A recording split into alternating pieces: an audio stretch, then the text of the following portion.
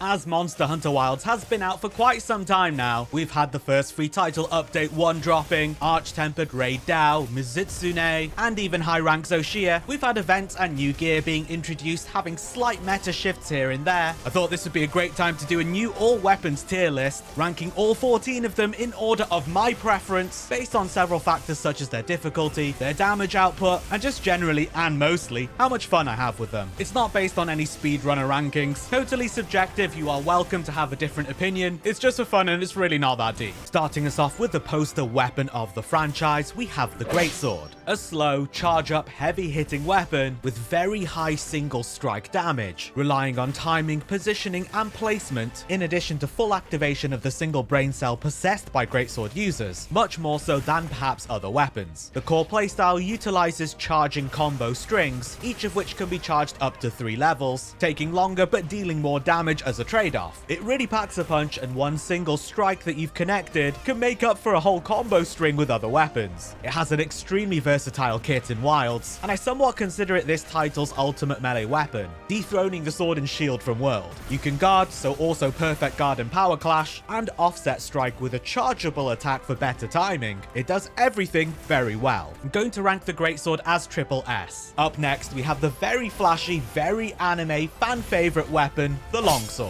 A fairly quick speed weapon with good range, offering easy to execute combo chains, with perfect evading and counter-attacking interwoven through. The core playstyle sees the hunter filling up a meter, the spirit gauge, which can be ranked up to 3 times up to red tier, unlocking quicker, deadlier attacks, and dealing maximum damage for the special attacks that consume levels of the spirit gauge. It's filled by landing strikes, but also by executing the perfect evades and the counter-attacks, giving the weapon the very fluid, dynamic, flashy feel. I'm going to give the Longsword the S rank. Next up, we have the very versatile all-rounder, the jack of all trades, the Sword and Shield, offering high mobility for easy positioning and reorienting, with swift, low-commitment combo strings and a fast, flexible block. The core playstyle involves completing easy and effective combo strings, capable of dealing fast, low-commitment damage in and of themselves, but are actually used as a vehicle to get to very powerful combo finishes, accessible exclusively after finishing these combos, that is Spinning Reaper and the full power charged chop, maintaining high mobility between attacks and fluidly getting into your block, allowing for easy perfect guarding, after which a swift powerful counter slash can be done, and of course with all blocking weapons you can activate a power clash. I'm going to give Sword and Shield the triple S ranking. Next up, we've got the very fast paced, one true anime weapon, the Dual Blades, featuring a very high mobility, rapid fire, death by 1,000 cuts, flurry of blows style of attacks, with a focus on placement and positioning, and pure evasion as the weapon's defensive measures. The core playstyle involves activating Demon Mode, the weapon's true form if you will, unleashing a rapid and deadly flurry of blows, building up meter in order to execute the extra powerful special attacks. It has a built-in perfect evade, further enhancing evasion as its chosen defensive measure, whilst also providing a big attack boost and switching to a more aggressive moveset. You've also got a Naruto run whilst in Demon Mode, Datebayo. I'm putting Dual Blades in B tier. This next weapon comes with its own not-so-secret society, the Bonk Brotherhood, the Kens, the Dong Dynasty. It is, of course, the Hammer, featuring simple but fairly quick, high-damage, low-commitment attacks, with some slower, powerful wind-up finishers, and the ability to stun monsters with ease. The core playstyle sees the hunter focusing on the head to dish out as much KO as possible, which when activated will stun the monster and get a topple for you and your squad. The 3-hit combo strings are simple, easy to execute, and are very backloaded in terms of damage, which can also be chained into a slower, very powerful wind-up attack, the Mighty Charge Slam. It also has a charging function that can be held down whilst moving, going up to 3 different levels to execute different attacks, for quick and powerful uppercuts and slower wind-up bonks. It does have an offset attack, but it's tucked behind the 3rd input in the core combo string. Although it can be held down for a brief period, it has to be particularly premeditated. Other than the offset, evading is your only defensive measure, but mobility with the weapon is actually very good, and the charge sidestep makes it even better. I'm gonna give Hammer the B ranking. It's honk, it's bonk, it's very strong. Up next, we have the Hammer's musical step system, Twister, the Hunting Horn.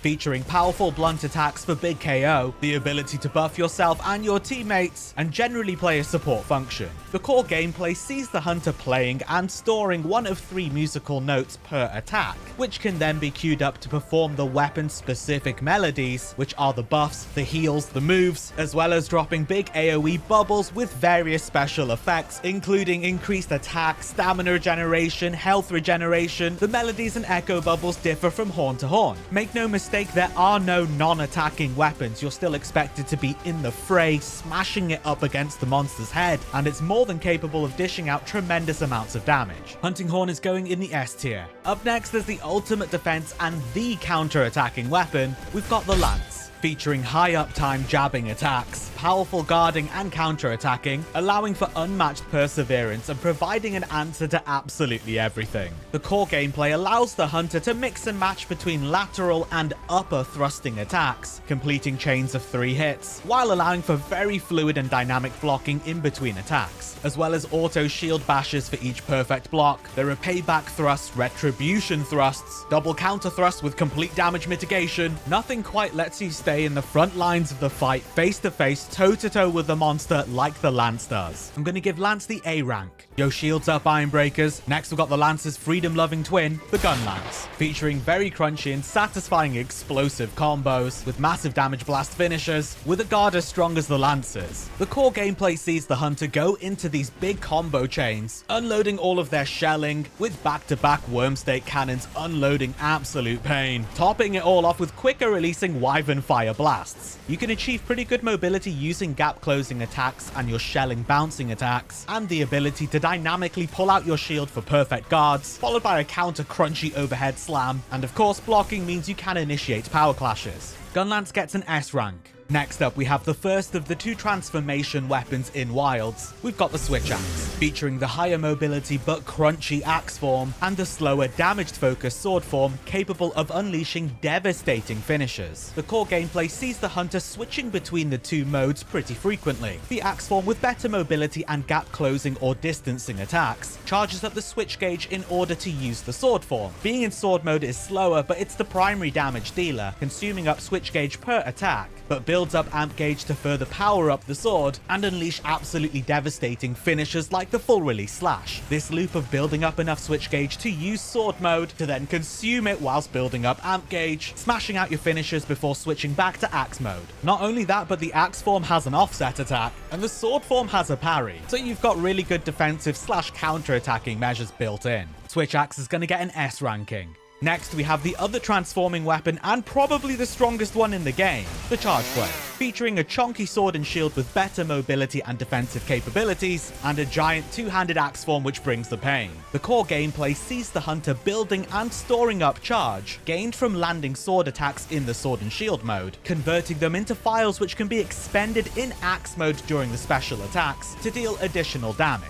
It has a very strong super axe activation called Power Axe, often dubbed Savage Axe, which turns it into a chainsaw giant pizza cutter style of axe. Activating this after a perfect block, which the weapon can do, a power clash, a mount finisher, or even a focus strike versus a wound, is how you unlock the true Charge Blade in a sense. It is absolutely devastating and quite possibly dishes out the most damage in the game out of all of the weapons. Charge Blade is going in the triple S tier. Next up, we have the game's exclusively dedicated aerial weapon, the Insect Glaive, featuring a vaulting monk-esque playstyle, allowing for combat both on the ground and in the sky, enlisting the help of a giant bug that comes with the stick to help further power up the whole weapon. The core gameplay sees the hunter using the Kinsect to get all 3 essences, providing a whole host of buffs, including expanding upon the moveset, increasing movement speed and jump height, and overall attack and defense stat boosts. Having all 3 essences stored is also a prerequisite for the weapon's new finisher, the Rising Spiral Slash, a very flashy, very powerful Final Fantasy-esque limit break finisher. The hunter's propelled into the air, unleashing a flurry of blows, expending all 3 essences, but also gathering up some new ones as it goes. Your core loop sees you bouncing between gathering up the 3 essences and of course just doing your regular attacks as you go, to then expend them all with the Rising Spiral Slash and repeating. The charged up attacks you need to do prior to the Rising Spiral Slash also have offset properties which can be pretty useful. Insect Glaive gets an A rank. Onto the game's ranged weapons, transforming Monster Hunter into a third-person shooter. Up first we have the very quick on your feet light Bowgun. featuring a high mobility running and gunning playstyle with lots of sidestepping during and in between shots. The core gameplay sees you using your basic shots regardless of ammo type to build up the special meter, the rapid fire gauge, which then allows you to rapid fire your rapid fire rapidly. The different ammo types range from normal shots to piercing ammo to elemental rounds. How you set up your bowgun with the modifications and which ones you craft will direct you towards which ammo you should use. You're able to use your grenade rounds during the focus strikes, and there's also special ammo like the Wyvern fire mines to get more damage out, but for the most part you're bouncing between these two modes, your basic shots and your rapid fire shots. Light bowgun is getting an S rank. Next up, we have the slower, more powerful big sister to the LBG, the heavy bowgun, featuring a much more restricted movement in exchange for generally more firepower per shot. The core gameplay has many similarities to LBG, but also some distinctions as well. Your basic shots are used to fill up a special meter, which you'll then switch over to in order to deal more damage. Once that runs out, rinse and repeat. One of the key differences is that you can actually change what the special meter does. Wyvern Heart Ignition turns it into a literal heavy machine gun, whereas Wyvern Piercer Ignition fires a slow-moving single shot that pierces through the length of the monster. More of the differences include that the weapon can actually guard. In between your shots, you are automatically blocking, and you can use an active input to get perfect guards as well. For the second mode, if Wyvern Counter is equipped in the mods, you've also got an offset attack, so it does separate itself from LBG. Heavy bowgun gets a B ranking. Last but not least, we have the third of the ranged weapons and contender for ultimate weapon in the game, the bow, featuring a very involved high mobility fluid playstyle with different combinations of shots and powerful special attacks. The core gameplay involves consistently chaining your shots to go up charge levels, firing out more arrows and dealing more damage with each strike. The basic shots fill up a special meter, the trick shot gauge, which can be consumed to do various things like putting a tracer arrow on the monster or applying a coating to power up your arrows. It has a perfect evade, the discerning dodge, which replenishes the majority of your stamina bar. Amazing, because stamina management is one of the things you need to be mindful of, and also replenishing a bunch of trick shot gauge too. With multiple powerful special attacks at your disposal with 1000 dragons, dragon piercer, it's a real force to be reckoned with. Bow joins the triple S tier. That's all 14 weapons arbitrarily rated on preferences. It's completely subjective, it holds no water, don't get upset about it. Are there any that surprised you or that you would rate differently? Feel free to respectfully let me know in the comments. If you enjoyed the video, subscribing is the best way to support and it's free. But either way, thanks for watching, and until next time, I'll see you in the Forbidden Lands.